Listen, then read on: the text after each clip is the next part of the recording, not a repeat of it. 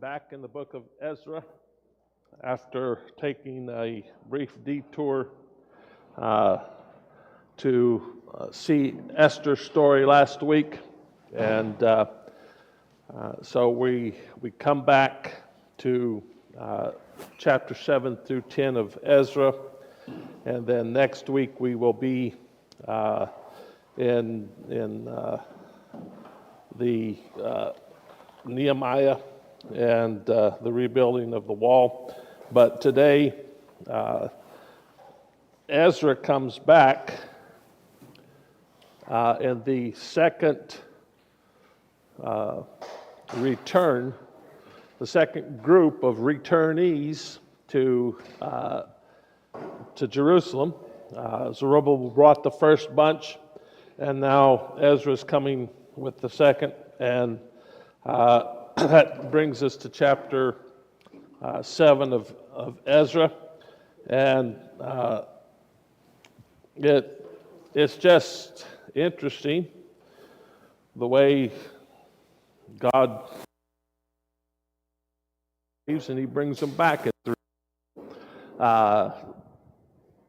It doesn't really tell us a whole lot other than it wasn't a mass deportation or a mass return. In Ezra chapter 7 is where we will start, and unless you interrupt me or stop me, I'm going to read the chapter.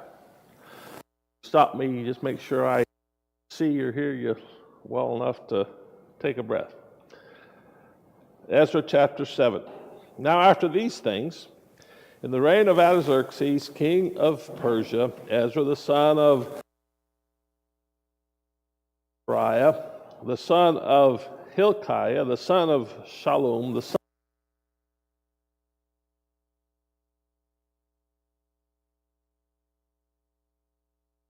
of Azariah, the son of Meraoth, the son of Zerahiah, the son of Uzai, the son of Bukai, the son of Abishua, the son of Phinehas, the son of Eleazar, the son of Aaron, the chief priest.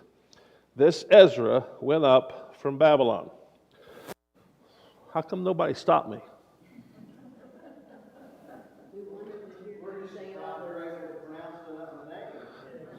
Hey, it has to do with confidence. If I portray confidence that I know what I'm talking about, and I don't keep stumbling over it, you think, hey, he did a good job.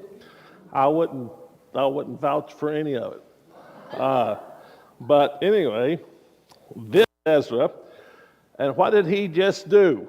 He traced himself back to who? Aaron. Why Aaron? He's the first priest of Israel, Moses' brother Aaron. So he's showing that he is of the lineage of Aaron. So he's a rightful. He has the right to exercise the office of priest.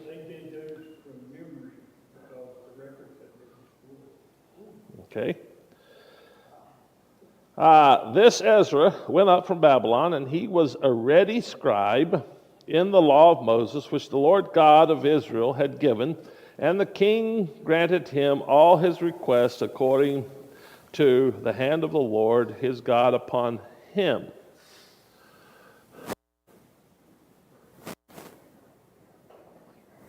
I don't want to bring anything out there. This is, again, the demonstration of God moving the heart of Gentile, non-Jewish kings, and Ezra was granted everything he wanted, and he's going to get a lot. We'll see in his return. And there went up some of the children of Israel, and of the priests, and the Levites, and the singers, and the porters, and Nethinims, unto Jerusalem in the 7th year of Artaxerxes the king. And he came to Jerusalem in the 5th month, which was in the 7th year of the king. And upon the 1st day of the 1st month began he to go up from Babylon. And on the 1st day of the 5th month came he to Jerusalem according to the good hand of his God upon him. And Ezra had prepared his heart to seek the law of the Lord and to do it, and to teach in Israel statutes and judgments. How long did the trip take?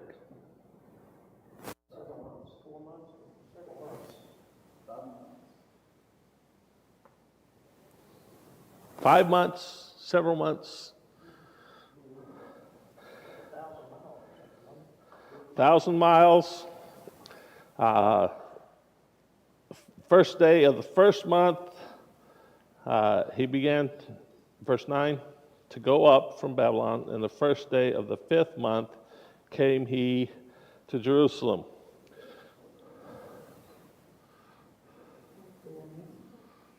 All right. Now this is a copy of the letter that King Artaxerxes gave unto Ezra the priest, the scribe, even the scribe of the words of the commandment of the Lord and of his statutes to Israel. Don't lose verse 10 there. Ezra prepared his heart to seek the law of the Lord. Ezra had a purpose, had a calling, and that's going to be what drives him.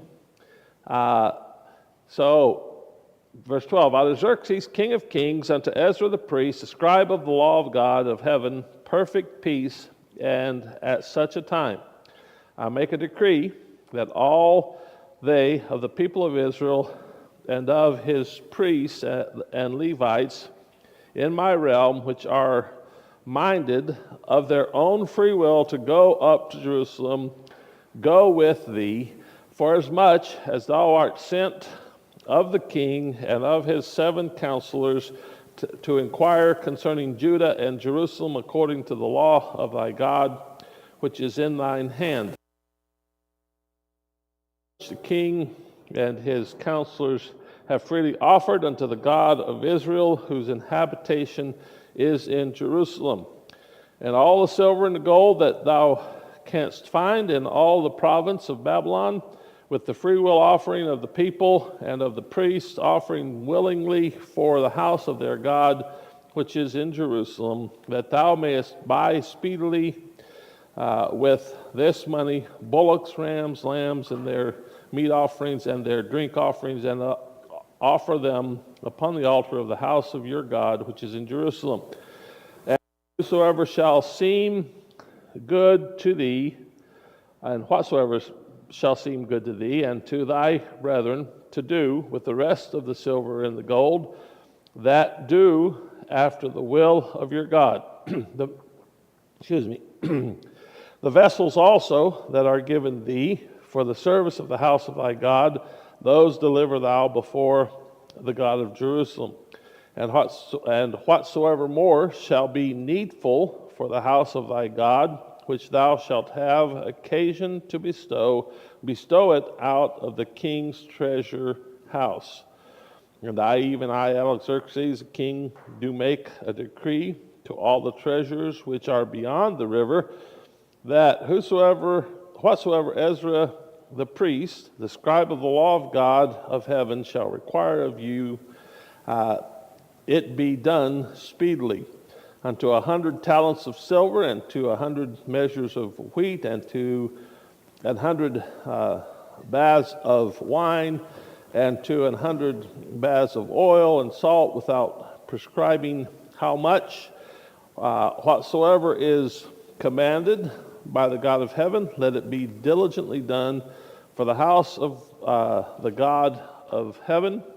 For why should there be wrath against the realm of the king and of his sons? Also, we certify you that touching any of the priests and Levites, singers, porters, Nethinims, or ministers of the house of God, it shall not be lawful to impose toll, tribute, or custom upon them. And thou, Ezra, after the wisdom of thy God that is in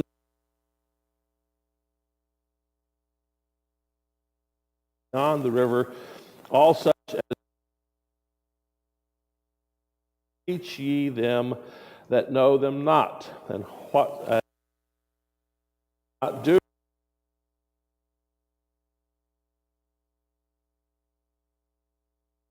whether it be unto death or to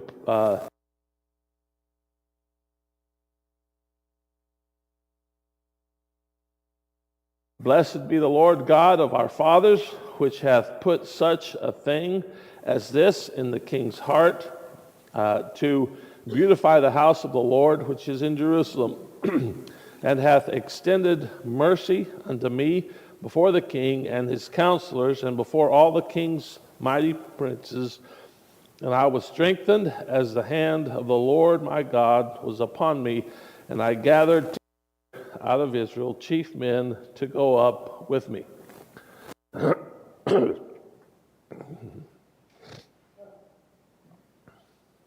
Huh.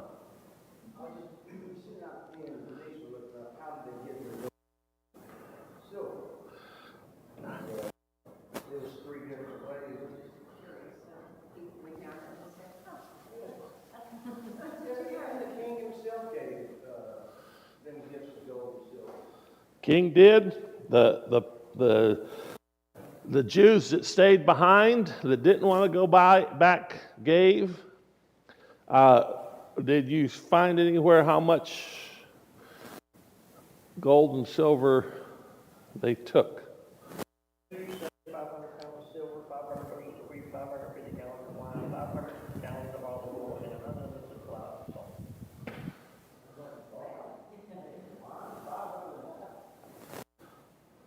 That's verse 22. That is. That's where the king said, take this much, but you are to give him up to this amount. So I don't know if they took the whole amount or not, but that's what they could do.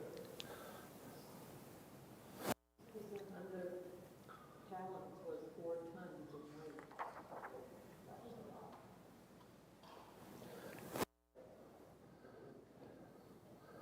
weight. Chapter 8, verse 26 and 27. Well, let's start 24. Then I separated 12 of the chief of the priests, Sherebiah, Hashabiah, and 10 of their brethren with them, and weighed unto them the silver and the gold and the vessels, even the offerings of the house of our God, which the king and his counselors and his lords and all Israel there present had offered. Verse 26, and even weighed unto their hand 650 talents of silver, and silver vessels, and 100 talents, and 100 talents, and of gold, 100 talents. Also 20 basins of gold, and 1,000 drams, and 2 vessels of fine copper, precious as gold. And then I've got it in NLT, so to roughly translate that, that's 24 tons of silver, 7,500 pounds of silver articles, 7,500 pounds of gold, 20 gold bowls equal in value to 1,000 gold coins, 2 fine articles of public for college bonds and Christians. It's a lot. I'm just picturing where I work in the coal mines and put one of these big trucks that we use will haul, and I'm like, man, What will one of them big trucks haul? I don't know, a lot. Oh, well, coal that Yards, but I'm sure, I don't know, it's a lot. I know coal isn't heavy, but when it comes straight out of the mine with the rock and stuff, it's heavy. So until it gets passed through the plant, but that's a lot. It's a lot, and now you picture in your mind, because like Mitch, we we see in our minds modern stuff, trucks and trains and airplanes and all that stuff. This is a caravan, and not the Dodge kind. Dodge Caravan. Oh, come on. Thank you. Camels, beasts of burden, people, and remember from where they are, the trajectory isn't just go straight west. Go west, Israelites, go west. If they did that, they're going through the middle of the desert. So following the trade routes, which takes them up the Euphrates and back down 1,000 miles, and all of this treasure that they're taking with them. Now, back, the letter of the king says, Ezra, you are basically the man in charge on the other side of the river. What other side of what river?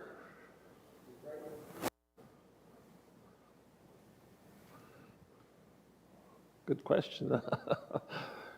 Well, we're talking about Israel and Jerusalem. That's on the other side of the Jordan River. It could be that river. What has happened to the land during the last 70 years?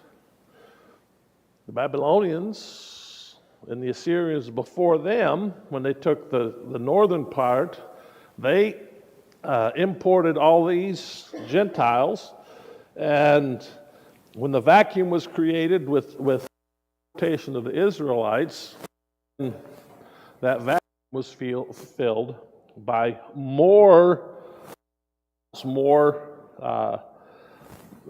and so he's telling Ezra, you're going to be my governor in this, and whatever you want, you've got the authority to get it. You've got carte blanche. I do French, huh? Blank letter of credit that says, look, you're in charge and you can get these. It's like they owe me tribute. You can redirect that tribute to accomplish your purpose because I'm giving you that authority. And so, and he says, as we read, not only do I give you that authority to tax the people or to take the tax they owe me, or the tribute they owe me, but also you're going to be able to judge them if they need to be give you reparations, if they need to be exiled, if they need to be put to death. You've got the authority to do it. So, this is Ezra, right? And what is driving Ezra? What is Ezra's motivation? Is it the letter of the king? The King of Kings, right? It's the law of God, the law of Moses, which he prepared himself for in verse 10. And this isn't something you should just do overnight, right? It's not like he had Cliff Notes. It's not like he had a smartphone and he could just Google all this information.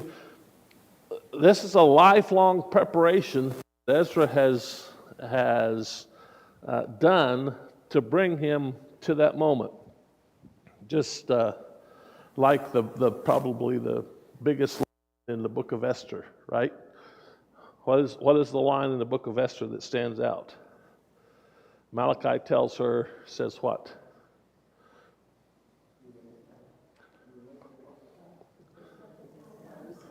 What did you say? Who knows that God has brought you to this place for this very moment? This is it. This is it. Yeah, you were paraphrasing it, but you were close. That's good. So that's quite a we tend just to think we drop into the story and we pick it up where it gives us, but we can't forget that there was all these years before of Ezra's life that he has dedicated himself to learn and to understand and to interpret and to apply the law of God. Right? I mean, it's not just on the spur of the moment. And, biblical characters that we study and see, so often, we're dropped into their lives and we don't see or don't have the account of the preparation they've undergone. But some of them they do, like Joseph or David. We see some of the what's going on before they get to those big moments, and just so that we understand as well. Scripture says God says that he who is faithful in what? The little things, I'm going to put them in positions where they'll have to demonstrate themselves faithful in bigger things. And there's that progression, that spiritual growth, that maturity. And the same is true for us, that why doesn't God use me more? Why can't I do more? Why am I timid about sharing the gospel? Why?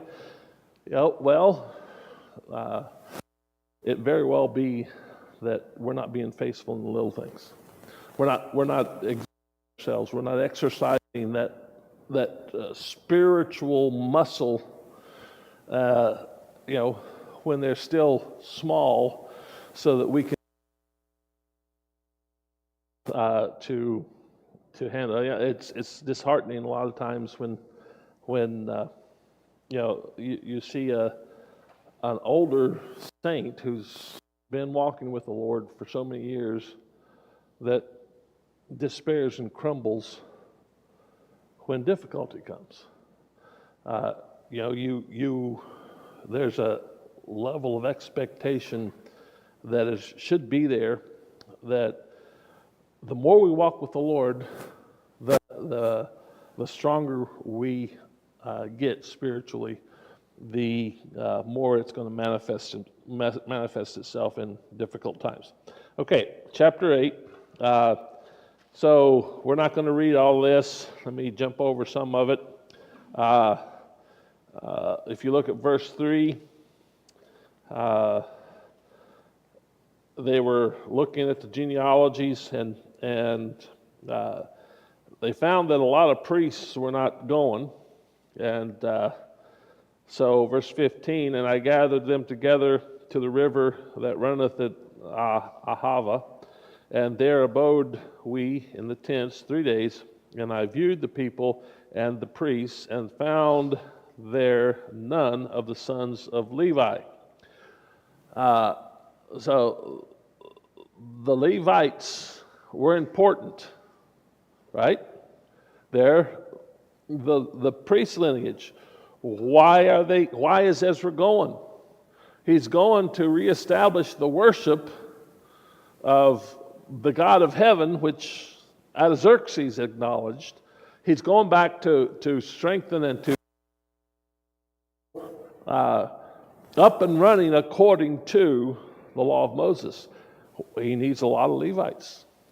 The Levites are the ones that do all of the ministry in the temple. And so he has to go about gathering them. 21, and then I proclaimed a fast there at the river of Ahava, that we might afflict ourselves before God to seek of him a right way for us and for our little ones and for all our substance.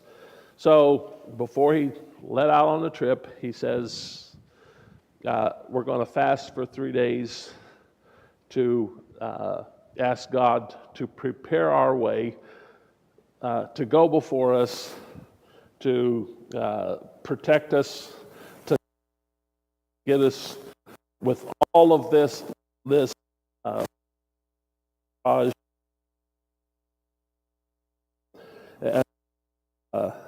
did that in a fast. And then verse 24, then I separated, well, no, I already read that one, didn't I? No, verse 24. Did I read verse 24? Huh?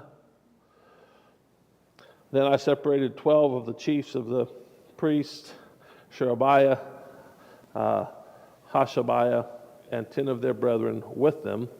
I read it when I was talking about the weight. So he gave them responsibilities. He delegated this. He organized the people to according to their families. And again, you imagine 24 tons, 30 tons of just gold, silver, and utensils and stuff. That's got to be distributed among the families for the journey. So, verse 31 of chapter 8, we'll read to the end. Then we departed from the river of Ahava on the 12th day of the first month to go up, to go unto Jerusalem. And the hand of God was upon us, and he delivered us from the hand of the enemy and of such as lay in wait by the way. And we came to Jerusalem and abode there 3 days. Now on the 4th day was the silver and the gold and the vessels weighed in the house of our God by hand of Meremoth, the son of Uriah the priest, and with him was Eleazar, the son of Phinehas, and with them was Jozabad, the son of Jeshua, and Noadiah, the son of Benui, Levites, by number and by weight of everyone, and all the weight was written at the time.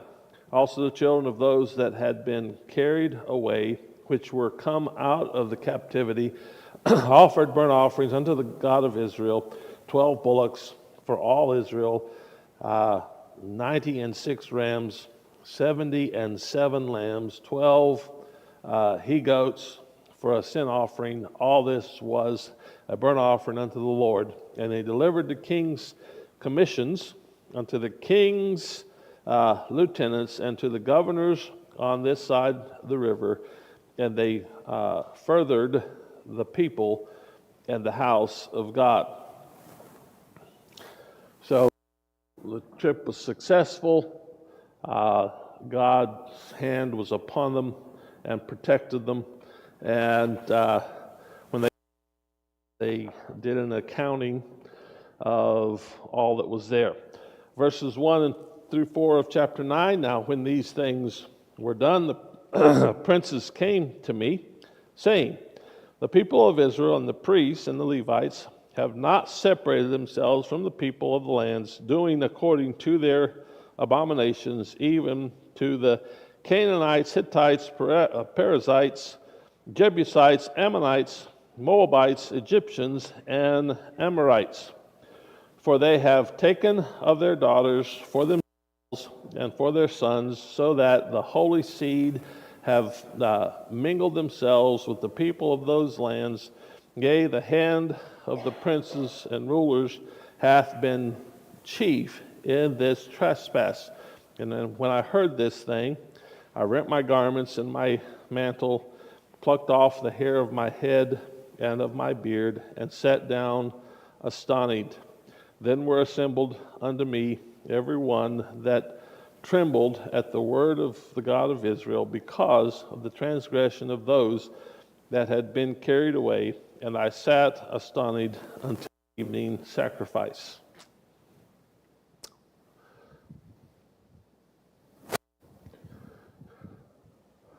What was the problem? Marrying outside of their, God told them not to do what they've always done. Okay, this was way back when, right? Way back when, the law of Moses. When Joshua then got ready to go into the land. Look, all these people that he named here, the Teramites, they were all people that they were supposed to have eliminated. They didn't. And now, led by the princes or chiefs of each tribe, they had in the last 50 years or so, in the gap between the completion of the building of the temple and now Ezra coming, they had not only intermarried themselves, but they had given their sons and daughters to marry these. He didn't have any trouble recognizing the violation, and he mourned about it. What's he going to do? Chapter 10.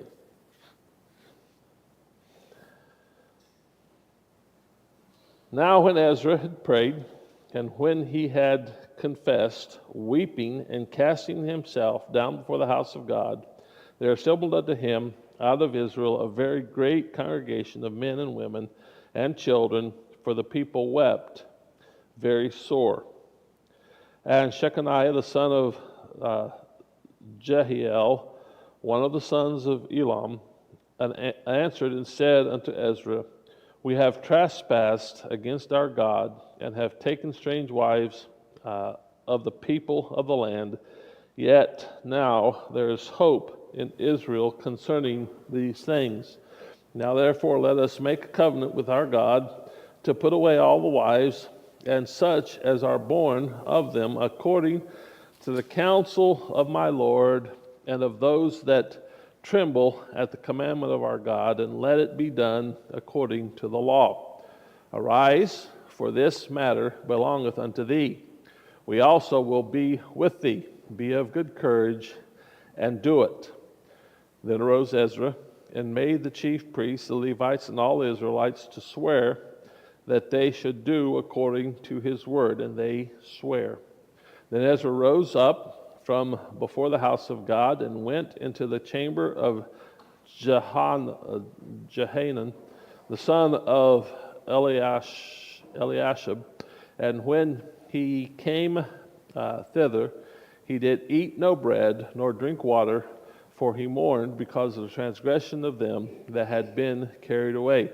And they made proclamation throughout Judah and Jerusalem unto all the children of the captivity, that they should gather themselves together unto Jerusalem, and that whosoever would not come within 3 days, according to the counsel of the princes of all his substance should be forfeited, and himself separated from the congregation of those that had been carried away.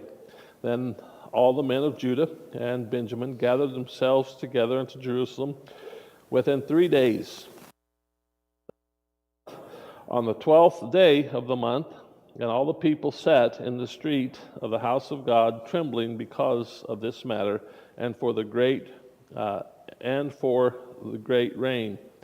And Ezra the priest stood up and said unto them, Ye have transgressed, and have taken strange wives to increase the trespass of Israel. Now therefore make confession to the Lord God of your fathers, and do his pleasure, and separate yourselves from the people of the land and from the strange wives.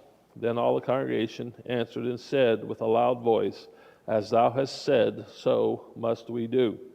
But the people are many, and it is time of much rain, and we are not able to stand without, neither is this a work of one day or two.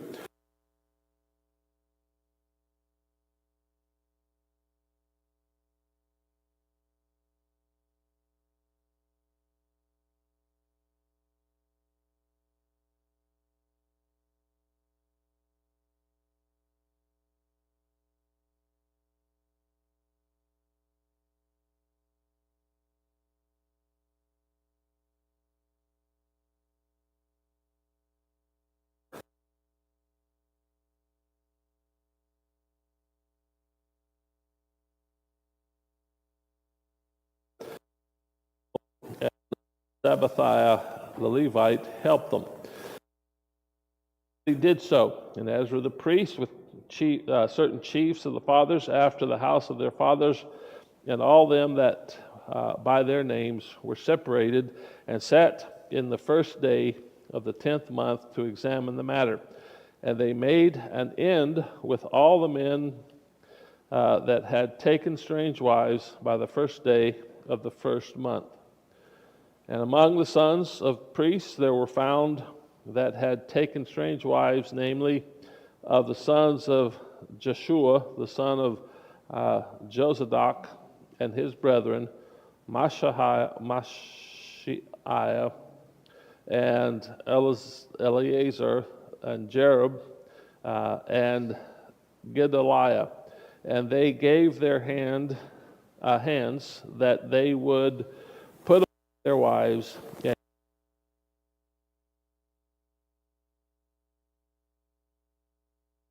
And so he's going to name the other families and what they did. All these have taken strange wives, verse 44, and some of them had wives by whom they had children. I'm not going to read all them names. Okay. What does that mean, he put them away? What does it mean he put them away? Okay. It's a expression of divorce. Like, it's interesting. I don't plan this. I don't, this morning, divorce and remarriage is the subject in the Sermon on the Mount. And here you have Ezra with the return dealing with divorce for the children of Israel. To put them away means to divorce them, and it's done according to the law.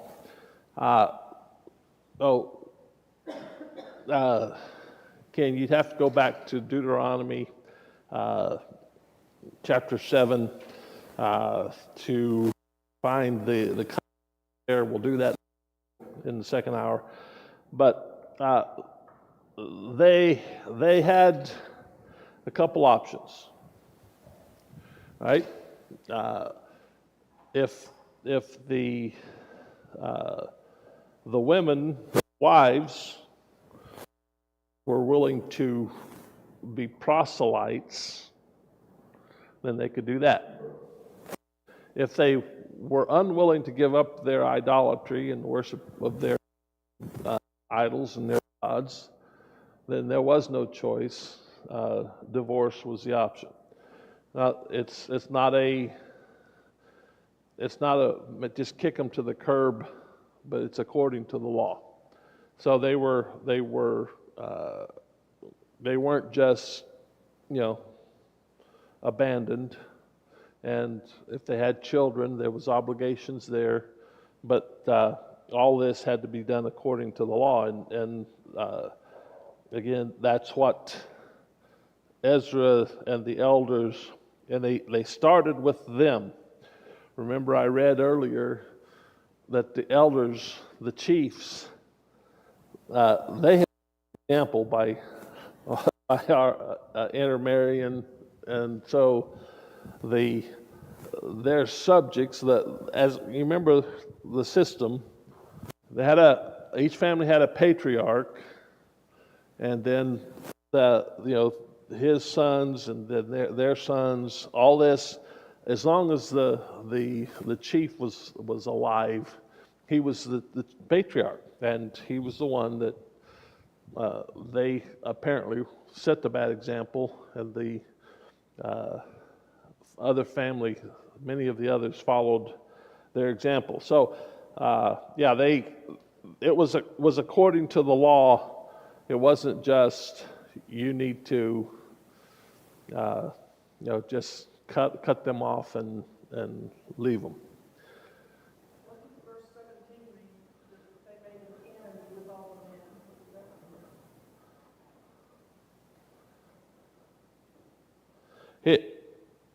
The job was done by the first day of the 10th month. I said finished questioning. Huh? Finished questioning. Yes, they sat down. Before that it says, where's the beginning of that? First day of the 10th month, verse 16th. The first day of the first month. So the matter took 10, 11, 12, took 3 months or so they said we can't do it in one day. We're in the rainy season, right? This can't be done overnight. Give us time to organize, and so he began with the chiefs.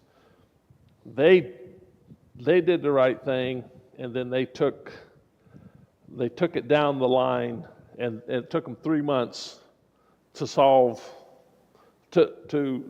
take care of the sin of intermarriage. I believe that's what he means there. That it took 3 months to get it done. The end.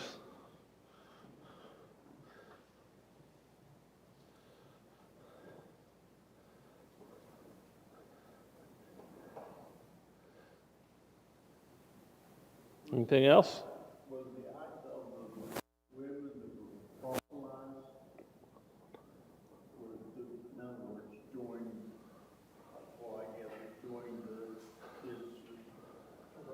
converted.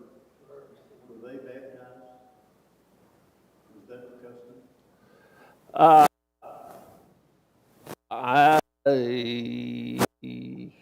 I know when we were talking about Jesus' baptism that I mentioned that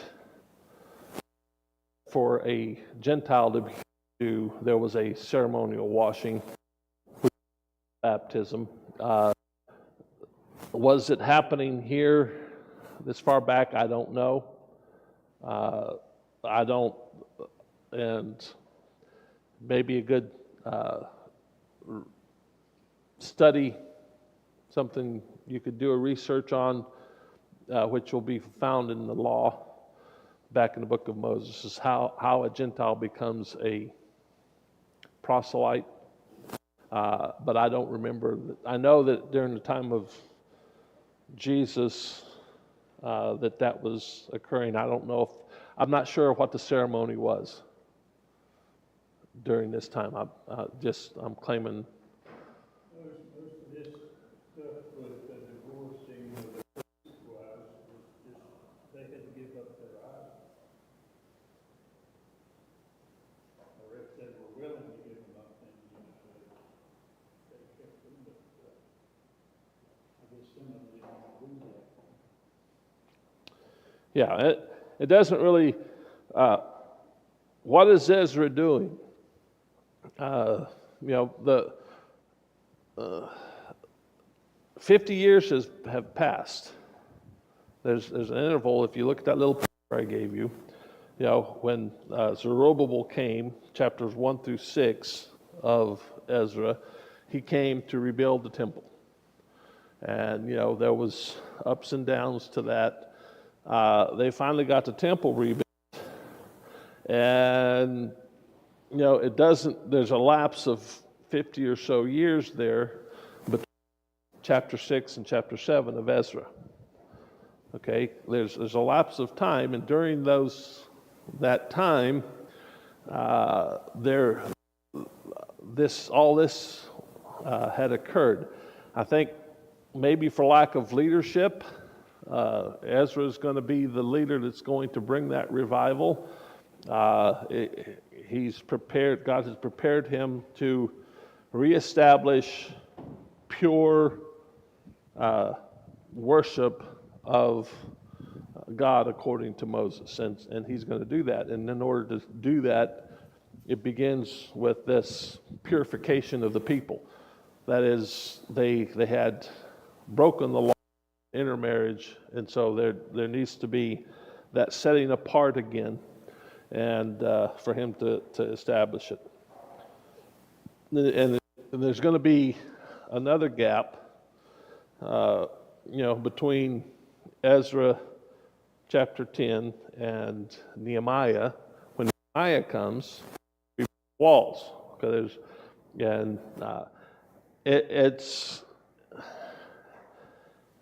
it's evidence for us too. Even in our own country,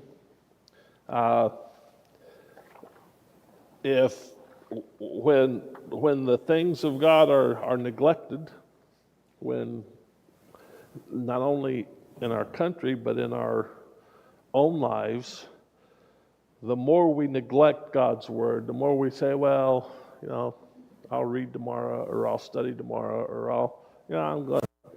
Church is not that important. I'm going to miss a few weeks, and what happens is it becomes easier and easier to.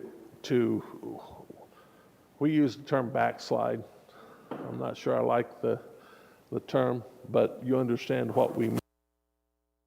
You get colder and colder as it concerns the things of the Lord, and to relight that requires what we call revival. And this is a revival that Ezra brings, the worship of the one and only true God. And it's not a steady, incline. It's up and down, just like it is in our own spiritual walk. All right, let's quit. I've gone almost the time to start the second hour.